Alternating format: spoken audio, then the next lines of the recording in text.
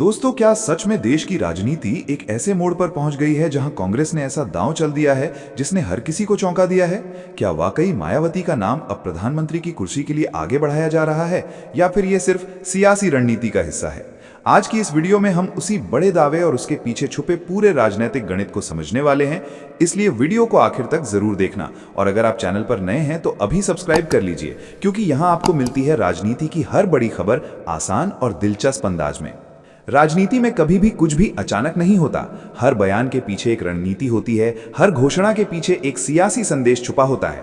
पिछले कुछ समय से देश की राजनीति में गठबंधन की चर्चा तेज हो गई है और इसी बीच ये दावा सामने आया कि कांग्रेस ने मायावती को प्रधानमंत्री फेस के तौर पर आगे बढ़ाने का संकेत दिया है। लेकिन यहाँ सबसे पहले ये समझना जरूरी है कि राजनीति में कई बार नेताओं के बयान, समर्थकों की राय और मीडिया की अटकलें अलग अलग चीजें होती हैं। इसलिए हमें इस पूरे मामले को एक विश्लेषण के तौर पर देखना होगा कि अगर ऐसा होता है तो उसके मायने क्या होंगे। मायावती का नाम भारतीय राजनीति में हमेशा एक मजबूत दलित नेतृत्व के तौर पर लिया जाता है। उत्तर प्रदेश की राजनीति से निकलकर राष्ट्रीय स्तर तक अपनी पहचान बनाना आसान नहीं होता, लेकिन उन्होंने कई बार साबित किया है कि वो चुपचाप रणनीति बनाकर बड़ा दांव चल सकती हैं।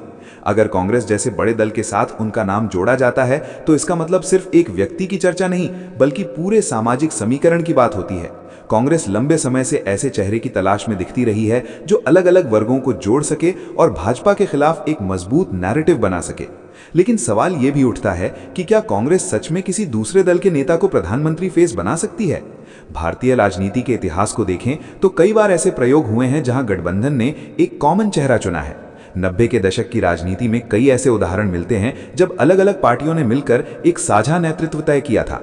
इसलिए ये चर्चा सिर्फ अफवाह नहीं, बल्कि राजनीतिक संभावनाओं की बहस भी बन जाती है। अब अगर इस दावे को रणनीतिक नजरिए से देखें तो कांग्रेस के सामने सबसे बड़ी चुनौती है अपने पुराने वोट बैंक को वापस लाना और नए सामाजिक समीकरण बनाना। मायावती का नाम सामने आने का मतलब यह भी हो सकता है कि कांग्रेस दलित वोटर्स को एक मजबूत संदेश देना चाहती है। वहीं दूसरी तरफ मायावती के लिए भी यह मौका हो सकता है कि वो राष्ट्रीय राजनीति में अपनी भूमिका को फिर से मजबूत करें।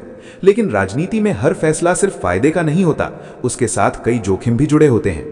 यूपी की राजनीति में बसपा लंबे समय से अकेले चुनाव लड़ने की रणनीति पर चलती रही है।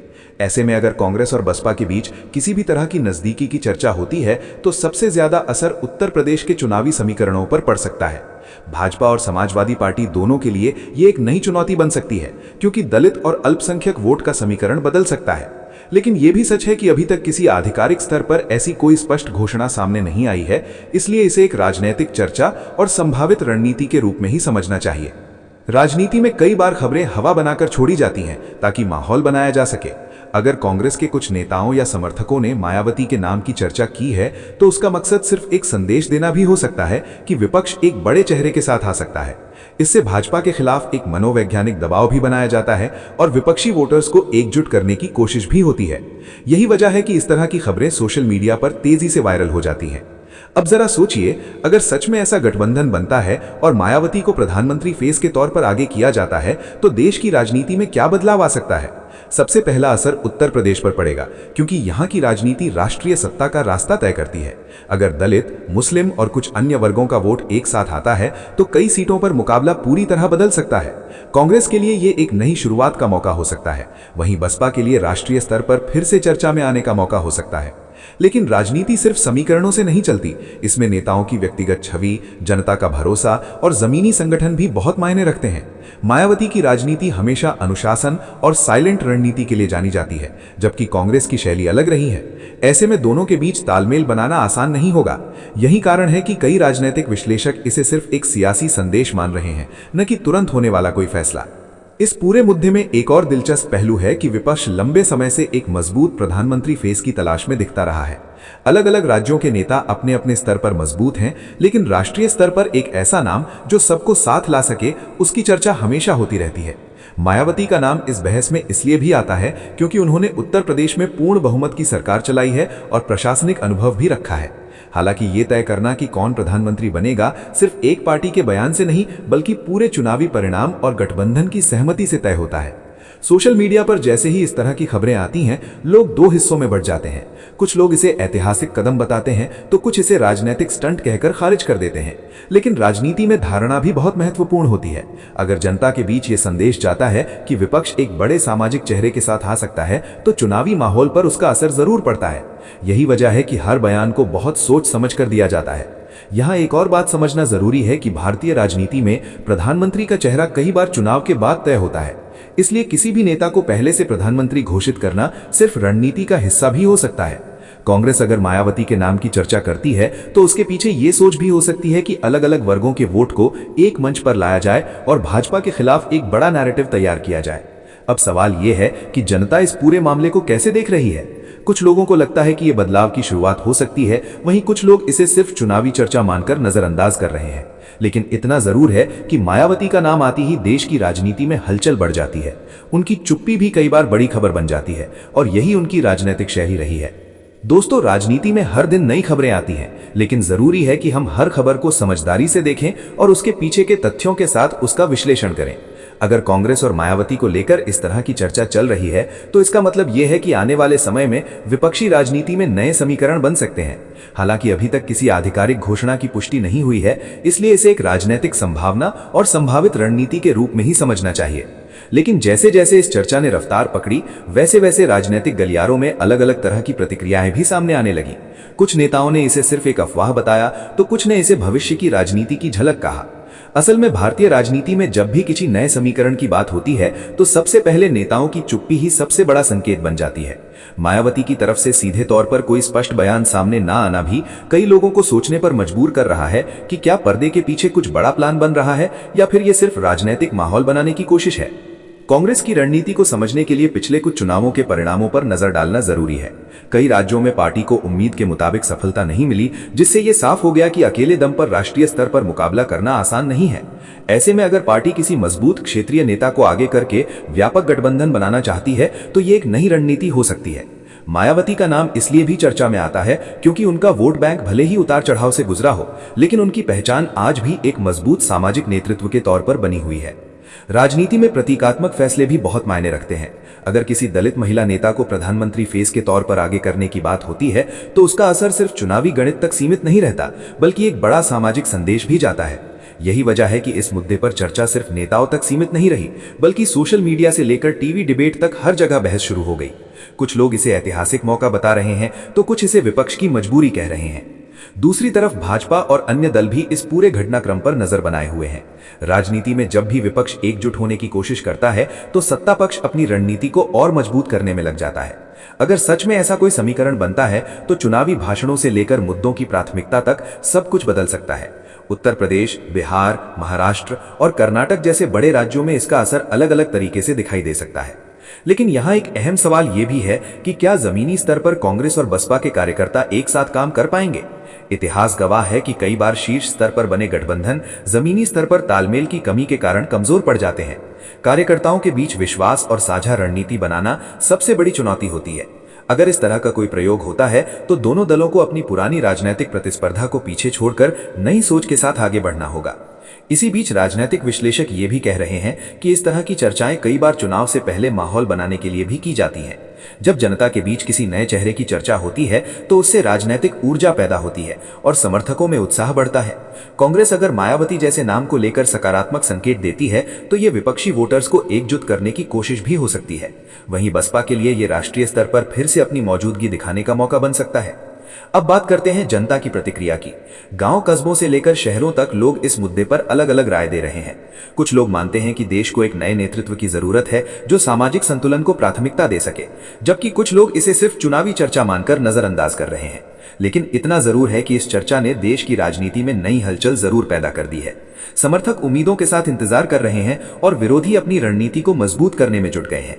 आने वाले दिनों में जैसे जैसे नई खबरें सामने आएंगी, वैसे वैसे इस कहानी के नए अध्याय भी खुलते जाएंगे और हम हर अपडेट को गहराई से समझने की कोशिश करेंगे, ताकि आपको राजनीति की पूरी तस्वीर साफ नजर आ सके। और जैसे जैसे ये सियासी चर्चा आगे बढ़ती जा रही है, वैसे वैसे देश की राजनीति में नए सवाल भी उठने लगे हैं।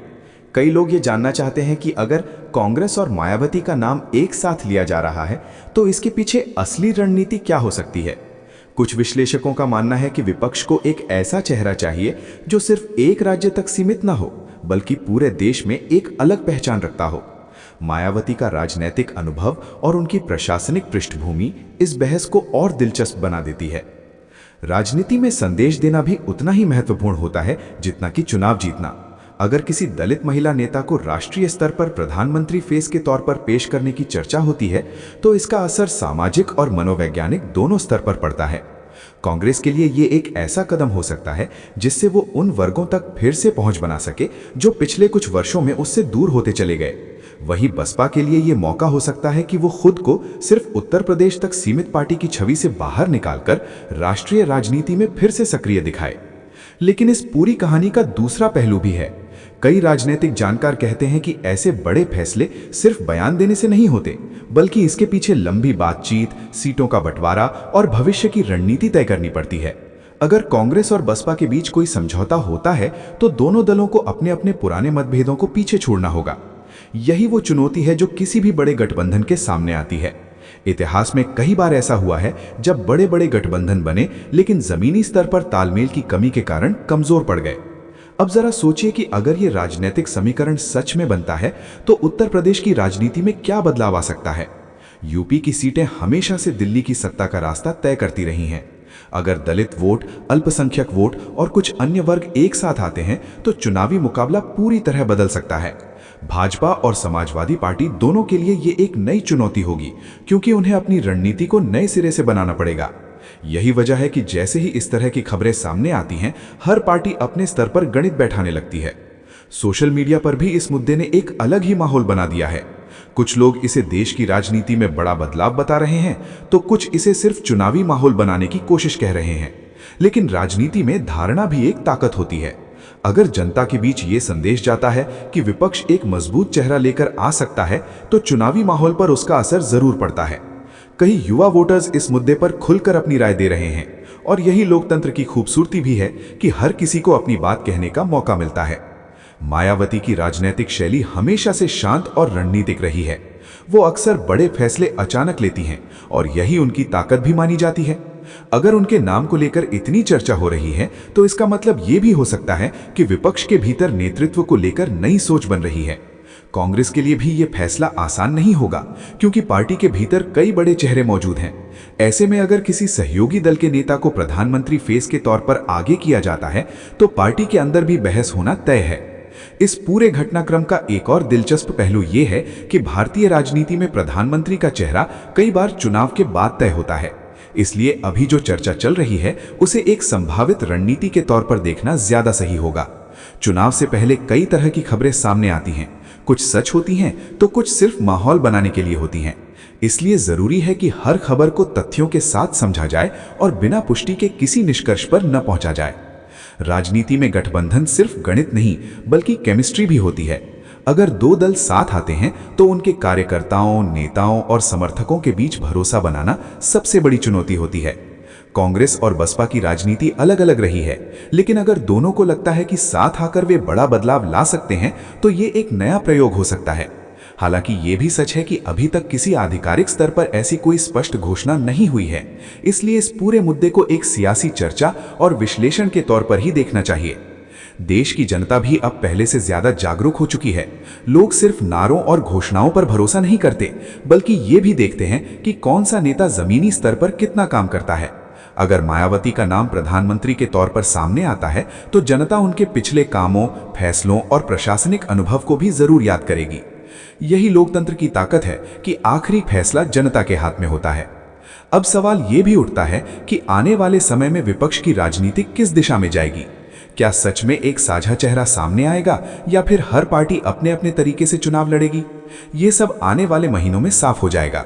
लेकिन इतना तय है कि इस तरह की चर्चाओं ने राजनीतिक माहौल को गर्म कर दिया है और हर दल अपनी रणनीति को लेकर ज्यादा सतर्क हो गया है। दोस्तों, राजनीति की यही खासियत है कि यहाँ हर दिन नई कहानी बनती है और हर बयान के पीछे कई मायने छुपे होते हैं। अगर कांग्रेस और मायावती को लेकर ये चर्चा चल रही है तो इसका मतलब ये है कि आने वाले समय में राजनीतिक समीकरणों में बदलाव देखने को मिल सकता है। लेकिन जब तक कोई आधिकारिक घोषणा सामने नहीं आती, तब तक इसे एक संभावित रणनीति और राजनीतिक बहस के तौर पर ही देखना ज्यादा सही होगा। आने वाले दिनों में जैसे जैसे नई खबरें सामने आएंगी, वैसे वैसे इस कहानी के नए पहलू भी खुलते जाएंगे। कौन किसके साथ जाएगा, किसका दांव सफल होगा और जनता किसे अपना समर्थन देगी, ये सब समय तय करेगा। आप अपनी राय कमेंट में जरूर बताइए कि अगर ऐसा गठबंधन बनता है तो क्या देश की राजनीति में बड़ा बदलाव देखने को मिलेगा या नहीं। और जुड़े रहिए, क्योंकि आगे के हिस्से में हम इस पूरे मुद्दे के राजनीतिक असर, संभावित रणनीतियों और चुनावी समीकरणों को और गहराई से समझने वाले हैं।